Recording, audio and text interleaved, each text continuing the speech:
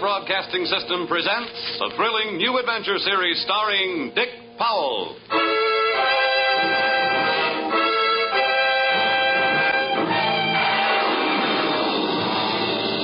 I'm an insurance investigator. My name is Johnny Dollar. What? You heard me, Johnny Dollar, and I can pad an expense account with the best of them.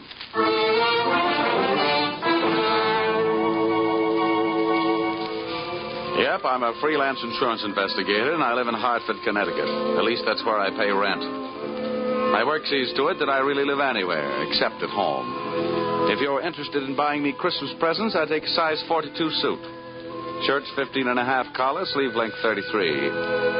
My hat size is 7 1/8, except when I wind up a successful case. Then it runs about 7 3/8. At insurance investigation, I'm just an expert.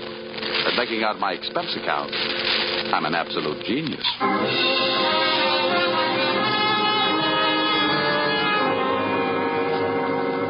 Expense account, submitted by investigator Johnny Dollar to Home Office, East Coast Underwriters, Terminal Building, Hartford, Connecticut. Attention, Austin Farnsworth, General Manager. The following is an accounting of my expenditures in the investigation of Milford Brooks III for your company. Expense account item 1. Cab fare to your office in answer to your original call, 75 cents. Tip to driver, $1. Expense account item 2. Shoe shine, 25 cents. You'll remember I got my shoes scuffed when I unsuspectingly walked into your private office. Milford! No, you must not, my boy. Dollar! Get away from that window. Don't jump. No, you don't. Let go of me. Let go of me, you fool. No. There are better ways of making a big splash in life. Get away, you... Well, nice try, Sonny. Now pay attention to teacher. Didn't know I had it in me. Oh, goodness gracious, Dollar. Did you have to hit him so hard? I hope you haven't killed him. He isn't too strong, you know. Don't worry. There. Oh. Now, Mr. Farnsworth, would you mind telling me on whose head have I the dubious pleasure to be sitting? That, sir, is Milford Brooks III. His policy with his company is in the amount of $2 million. Wow. Yes. And the boy seems bent on committing suicide. Dollar, I want you to stop him. What do you want me to do? Threaten him with death? Anything. The conditions of his policy are such that we would be forced to meet with a claim in the event of his suicide. Oh, I say, Dollar, sitting on his head that way, aren't you in danger of smothering the boy? Smothering him doesn't worry me, but these crew haircuts don't make very comfortable cushions. I'll move down a little. Now, there. Okay. So far, I know this kid is insured for $2 million and that his policy pays off on suicide. What else? 1/2 hour ago, Milford Brooks walked into this office and changed the beneficiary in his policy. Then, sir, he proceeded to demand, not request, mind you, but demand a loan of $500,000. Quite a touch. When I explained to him that there were no provisions for a loan in his policy, he threatened suicide. Which would cost you $2 million. So all we have to do is keep him alive, huh? And he's managed to make that no small problem. His choice of a new beneficiary is downright frightening. One of the most notorious gamblers in the East. His name is Hatcher, Harold Hatcher. Ouch. Oh, do you know him? Sure. That kid's been a post office pinup boy for a lot of years. Well, that's the situation. I'm engaging you to protect Milford Brooks' future. Dollar, I want you to protect the boy. Give him something to live for. You know, an interest in life. An interest in life? Well, let's see. I know here. This should help. What's that you got there? Well, it's what's commonly referred to in the more successful of bachelor circles as my little black book. Oh. Well, now, let's see. Ruby? No. Her favorite expression is drop dead. Bernadine? No. She'd be the new beneficiary by midnight. Oh, dear. Now, here's the one, Butter. Say, Farnsworth, would you mind passing me that phone? The one with the long cord? Oh, no. Lie still, Buster. My little friend here is showing signs of life. Here you are. Maybe you should let him breathe a bit more. Don't worry. He'll be all right. Hello. Oh, hello. I want to call New York. Yeah. Hudson, 24292. Dollar, you're not thinking of taking this boy to New York, are you? Well, I'm going there myself. You want me to keep an eye on him, don't you? Now, don't fret, Farnsworth. All is not lost. You do worry me, sitting on his chest that way. Hello? Hello, Butter? This is Johnny. Yeah, I'll be in town tonight. I want to see you. And look, here's what I want you to do. Yes, it's all right to say over the telephone. Yeah, I want you to reserve a table at the hatchery in my name for 10 o'clock tonight. Will you do that? Okay. I'll see you at your apartment in a few hours. But, honey, I can't make it any earlier. I'm sitting up on a sick friend. Okay, goodbye. I'm not sure that I agree with your methods. Huh? Ow! What's the matter? Did he hit you? Hit me? He bit me.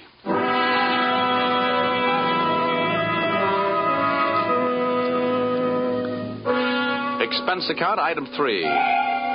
Liquor, $18. Keeping Milford Brooks III peaceful seemed to be the immediate problem, and a bottle of rare old brandy seemed to be the immediate answer.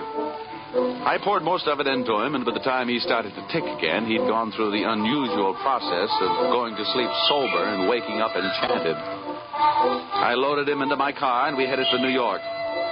As we passed through New Haven, he opened one eye, looked up, saw the Yale Bowl, and gave 3 cheers for old Eli. Ray, Ray, Ray. Oh, old Yale would sure be proud of you. Why anybody would want to insure you for $2 million is more than I can figure.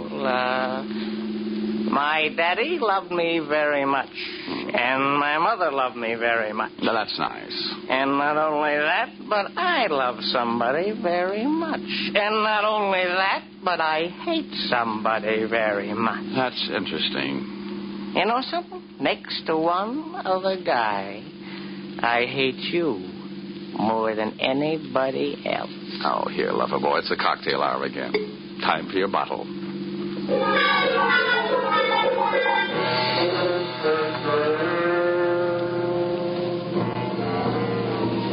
Rolling along the Merritt Parkway, I felt very much alone with my thoughts. And believe me, they weren't very pleasant company.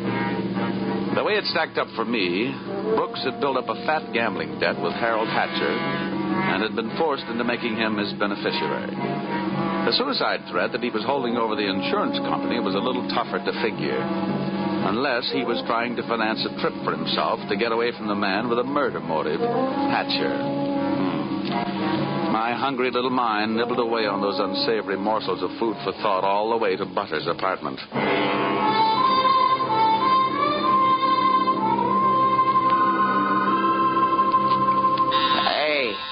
Hey, where are you taking me?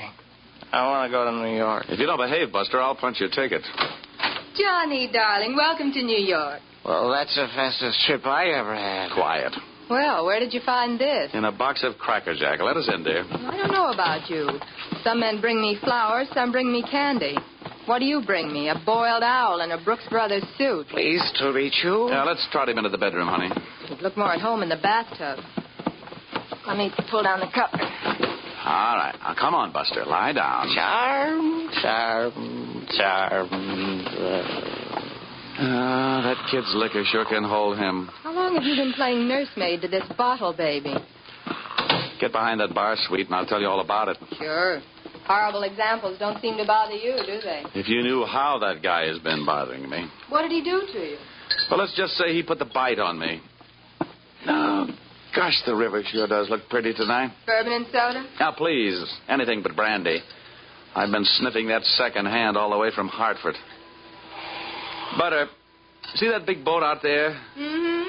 Oh, I sure would like to be on it. With you, sailing off to faraway romantic places.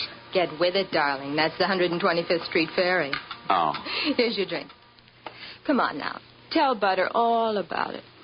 So, friend Bourbon and I proceeded to tell her all about it. It wasn't easy. Everything about her kept flagging down my train of thought. The longer she looked at me, the less I wanted of Milford Brooks III, and the more I wanted of beautiful Butter the first, and only. She was a sympathetic listener to my story until I gave her the answer to her first and only question. And where do I fit into all this? Well, baby, I thought you understood. My job is to give this poor misguided boy something to live for. That's you. Well. Now, honey, hold everything. Don't go getting your corn all popped. You misunderstand. I really mean it. I thought if he just got a look at you and realized that things like you exist, why, you'd make any man glad to be alive. Oh, come on now, Butter. Melt a little. I wouldn't let anything happen to you. You know that. Did I hurt you? Oh, no, I'm getting used to it. People have been taking pokes at me all day. I'm sorry. Ah, that's better. You want some more bourbon? I want some more you. Well, help yourself.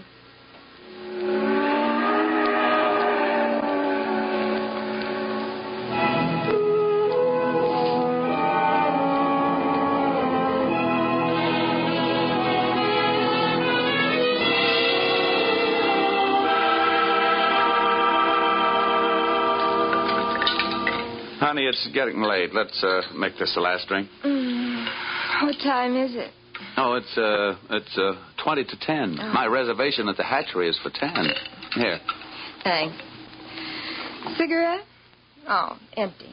Some more out in the other room. I'll get them. I'd love to get you on a slow boat to China. Johnny! Oh, I'm coming. He's gone. What? Well, he can't be. But he is. The window's wide open. Oh, the fire escape. What a smart guy I am. Trading 3 drinks of bourbon for $2 million on the hoof. Oh, that's the biggest bar check I ever picked up.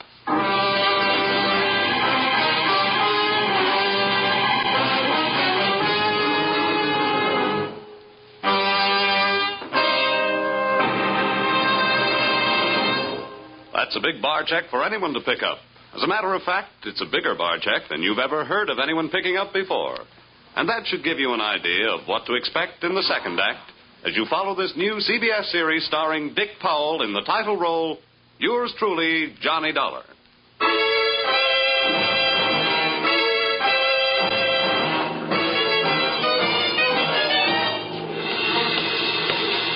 Well, nobody could say I wasn't working fast.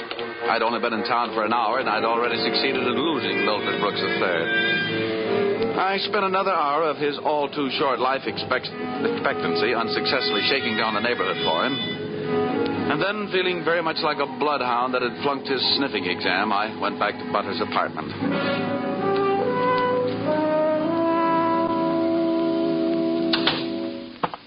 No luck, Johnny. Oh, sure, plenty of luck. All bad. Is there anything I can do to help? A kiss for luck. What are you going to do? Nothing. Just a little phone call.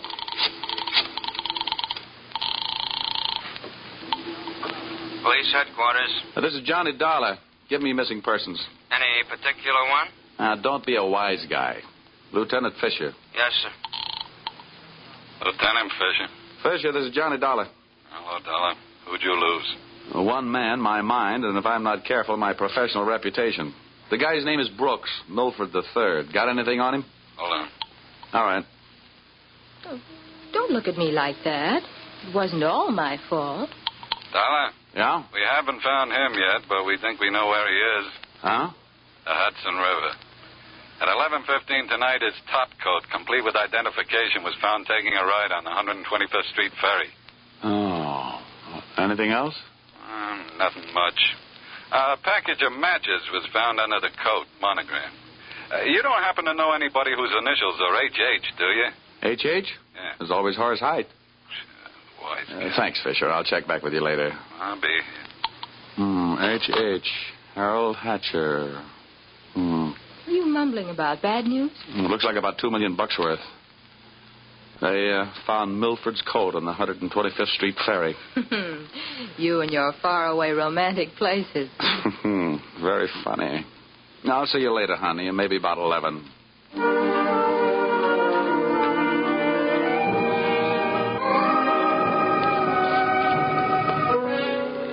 Expense account, item 4. Nightclubs. $28. Harold Hatcher's hatchery was in a cellar under a hotel, but the prices were high enough to rate a penthouse. The club was draped in too much satin, its lady customers in too little. The decor was French provincial, the music was Brazilian, and the food was from Dixie. The drinks looked weak and the waiters looked strong. All in all, the joint was a sight for sore eyes, for making them sore. The only pretty thing in the place was a blonde. She came strolling up to my table, her hips unconsciously sending subtle little messages back to the rumba band. She opened her mouth, slid her tongue over her lower lip, and let a few warm, soft words slide out. Looking for someone? Well, you'll do until the real thing comes along. Sit down. Thanks. I won't have a drink. Well, I didn't ask you. My name is Janelle. Janelle? Wow, it's a nice name. I understand you were asking about Mr. Hatcher. Well, I asked if he was in. The waiter said he wasn't. Do you know him? More than somewhat. What do you want to see him about? A mutual friend, Milford Brooks. Uh-huh. I know most of the quiet-closed boys around here, so you want a cop. You don't look like the type that would be a society friend of the Brooks family, so what are you? I'll ignore that. Is Hatcher around? He might be. Well, then come on. Where's his office? The top of those stairs. Can I expect any trouble getting in? You won't have any trouble. How do you know? Because Harold sent me down here to look you over. Oh. I think you're all right. So, I've won myself the good housekeeping seal of approval, huh? Keeping house with you would meet with my approval. I ran for my life at a slow walk up the stairs. When I located the door to Hatcher's office, I knocked once and went in. Come on in. Thanks. So I'm Johnny Dollar. I was hired by East Coast underwriters to protect the interest of a kid named Milford Brooks III. Now, what's that supposed to mean to me? You know him, don't you? Well, he isn't exactly one of my boozing buddies. How much money does he owe you? Yeah, we've got him on the books for a few bob. Why? They picked up his top coat tonight on the 125th Street ferry. He wasn't in it. It might have been suicide. It might have been a knockover made to look like a suicide. What's your choice? What do you get off asking me about my choice? Where were you between 11 and 11:30 tonight? What's it to you? I thought you might like to rehearse some answers. The law will be asking some questions real soon now. I don't know why I should tell you, but I was driving around in my car getting some air. Oh, now you'll have to do better than that. They found one of your match folders under Brooks' coat. You're out of your mind. Let me ask you. The kid owed me a couple of $100,000. You think I'm going around knocking off my own assets? Hatcher, I don't know whether you're stupid or bright. Don't worry about it. I know. What about that insurance policy? What insurance policy? Now, look, Hatcher, we're big boys. We both know that changing a beneficiary in an insurance policy is a legal transaction. That means witnesses. That means it isn't secret. What are you talking about? That you and East Coast underwriters and I know all know that Brooks made you the beneficiary in his policy and that you stand to come into $2 million when they fish out his body. I don't know anything about it. Motives don't come much bigger. I'm telling you, this is all news to me, and you and nobody else is going to make me move off that story. I feel the same about mine. It doesn't take a genius to know that Brooks didn't love you $2 million worth. There's only one logical reason for his making you the beneficiary. You forced him into it. Who'd believe anything else? Who cares? They'd have to prove it. And, brother, that can't be done. Now, how would you... Yeah. Okay, Rocky, thanks for the news. Take the inspector into the bar and buy him a drink. I'll be right down. Dollar, did you turn me in? They're here, huh? Yeah. No, I didn't turn you in. I'm not a cop. Well, come on. Maybe they just want to sell me some tickets to the policeman's ball. For a guy in a hot spot, Hatcher was certainly a cool customer. I followed him out of the office, down the stairs, and back into the club. Janelle was sitting there right where I'd left her. And I thought to myself, now there's a gal who should never sit down. She looks so pretty standing up. Janelle, buy Mr. Dollar a drink. I have to go play 20 questions with some fellas in the bar. Sure, baby. Anything you say. Anything. I'll see you, Dollar. Yeah. How'd you make out? Well, you can never tell about a guy like that. He's a smart boy, strong, silent type. Wouldn't talk, huh? A real close-mouth act. About what? Oh, just a little doodad. $2 million life insurance policy. Wait a minute. That young Brooks kid? That's right. I knew it. Tried to tell him he'd get into trouble, but he wouldn't listen to me. Oh, you knew about it, huh? I suppose you also know what was behind it. Sure, Milford owed him some money. A lot of money. It's in writing. What kind of writing? It's a personal note that Brooks was going to get back if he made Harold beneficiary. Well, where is this note? Do I look like the kind of girl who'd put the finger on her boyfriend? You look like the kind of girl who'd do anything if she wanted to. Thanks. I'll give you a slight hint. It's in his office. You'll find it in the inside pocket of one of his suits in the wardrobe. What are you waiting for? I'll watch the bar. Nothing, sweetheart. Nothing at all.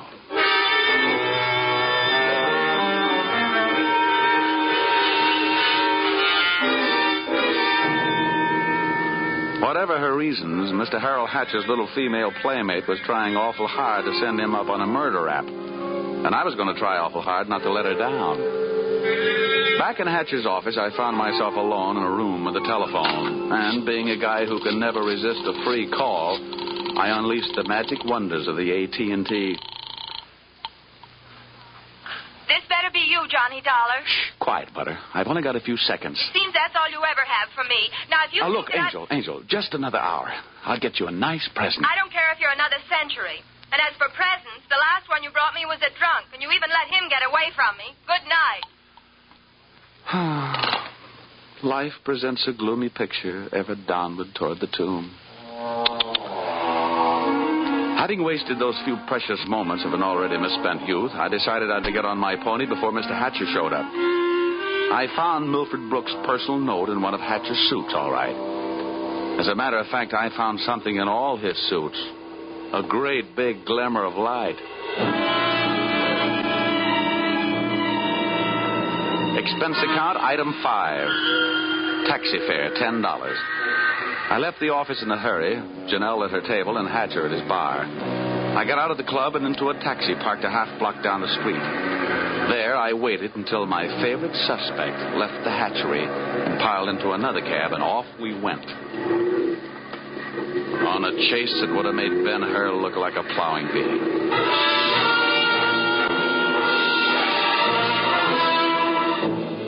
We skidded over to Lexington and headed uptown. At 72nd, the cab turned right and pulled to a stop. My driver was on his toes, and his toes were on his brake. We stopped, too, half a block behind. You want us to wait, huh? No, here you are. Keep the change. Hey, thanks.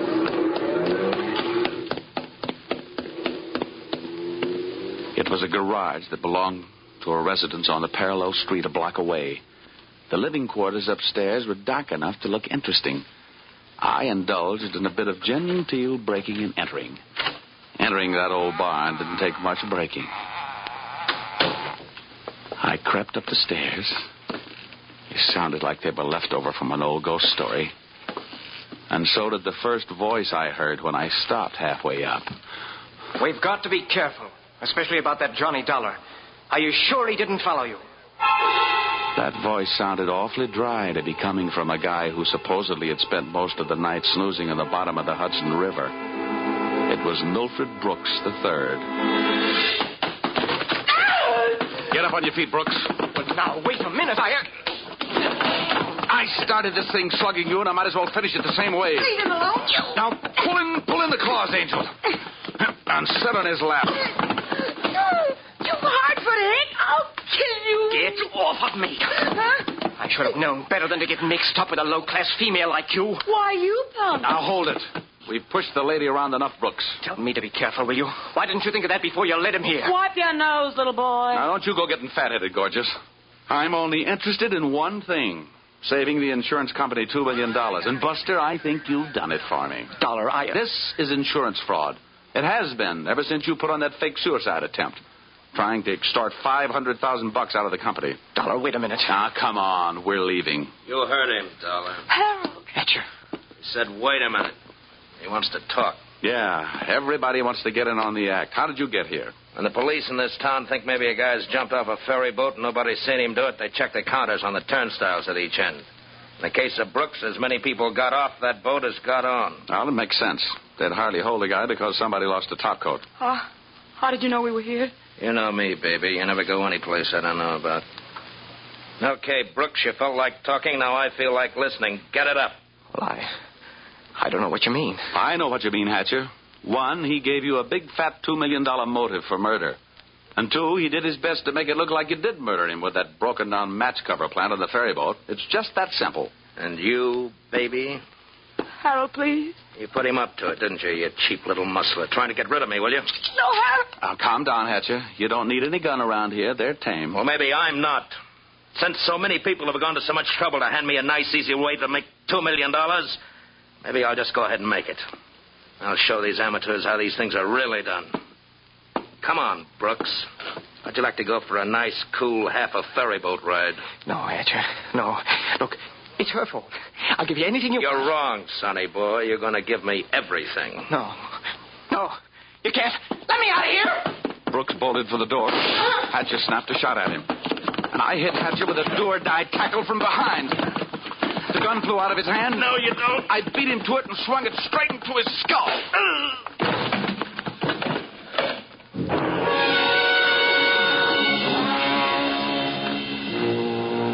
Half the people were lying in the room bleeding. Brooks from gunshot, Hatcher from gun butt. And Janelle and I both stood there panting. But believe me, not for each other. We stood that way until the police arrived.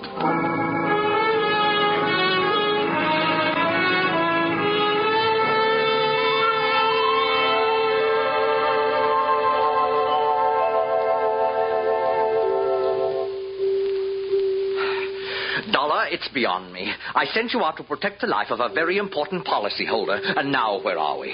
Standing in a hospital corridor, worrying about whether he's going to live or die. As far as I'm concerned, Mr. Farnsworth, you're only half right. I'm just standing in a hospital corridor. Dollar, you're heartless. If you'd been bitten where he bit me, you wouldn't care if you'd lived or died either. I'm getting out of here. Well, where are you going? It'll be explained in my expense account under miscellaneous expense. Now, don't fall over when you come to an item for $318. $318? For what? Not for what, Farnsworth? For whom?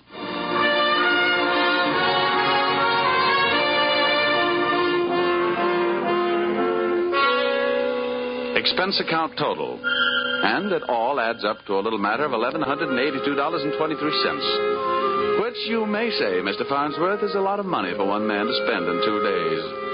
But you must bear in mind that the amount at stake was $2 million. And you know the price of steak these days.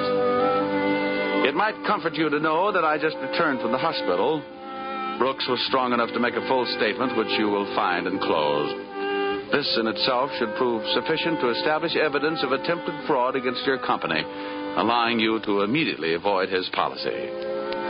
It boils down to one sentence, to wit. Brooks and Janelle wanted to get rid of Hatcher so that they could live happily ever after. Knowing those two, they never had a chance. And oh, yes, that miscellaneous item, the one for $318, it was a bracelet for a certain party who made this special investigation for me very special. Oh, if you want a receipt for this item, I'll send you a lock of her hair. Yours,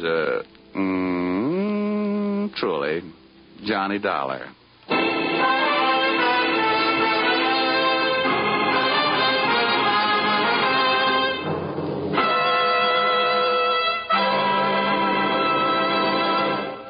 So, with the final signature on his expense account, Dick Powell as Johnny Dollar has just closed the books on his first adventure in this new CBS series.